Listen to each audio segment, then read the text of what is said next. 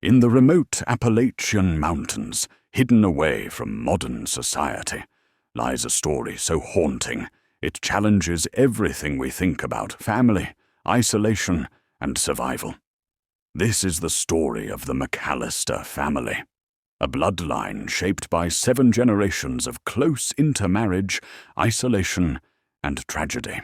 Today we uncover the legacy left behind by this forgotten family, revealing how extreme isolation and consanguinity twisted their fate. What happened inside their cabin stayed a secret for decades until a social worker's visit in 1979 opened a door to a world most would rather forget. The McAllister farm lay nearly 40 kilometers from the nearest town, Valley Springs, accessible only by a winding, often impassable dirt road. Ezekiel McAllister, a gaunt, grey-eyed man in his early 50s, lived here with his sister Miriam and 3 children, Samuel, Rebecca, and little Amos.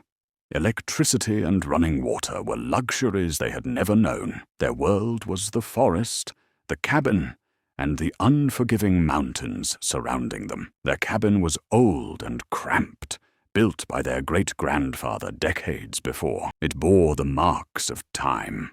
Cracked windows, a sagging porch, and the faint scent of wood smoke lingering in the air. In early autumn of 1979, social worker Linda Harper received an anonymous tip. Children were living in unhealthy conditions on the McAllister farm.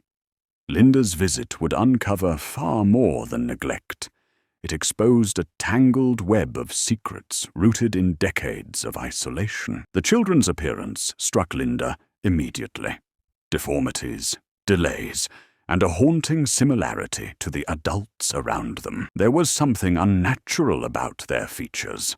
Samuel had an extra finger on his left hand, Rebecca struggled with poor eyesight, and Amos's balance was noticeably off.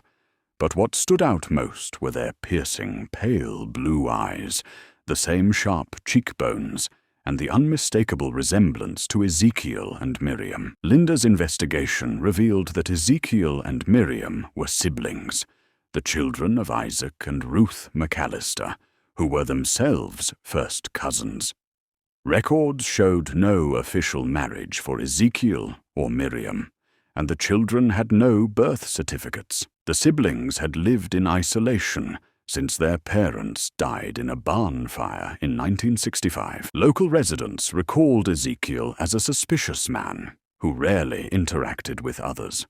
When he did, he kept to himself and avoided questions. Linda began to suspect that Miriam was not just a sister, but the biological mother of the children, a taboo kept hidden for decades. To understand the children's condition, Dr. Thomas Reed, a pediatrician specialized in genetic disorders, was brought in. The physical anomalies pointed to a long history of inbreeding, polydactyly, vision impairment, neurological delays, all classic signs of consanguinity. The children suffered not just physically, but cognitively and developmentally, consequences passed down through generations of limited genetic diversity. Local elder Margaret Collins recalled visits to the McAllister cabin in the early 1970s, carrying supplies and witnessing Miriam's advanced pregnancy. She remembered asking about the baby, but Ezekiel was furious and told her to leave. They lived cut off and afraid of the outside world. Margaret's memories gave crucial insight into the family's isolation and fear, confirming Linda's suspicions of an incestuous relationship. 6 months into the investigation, young Amos fell severely ill.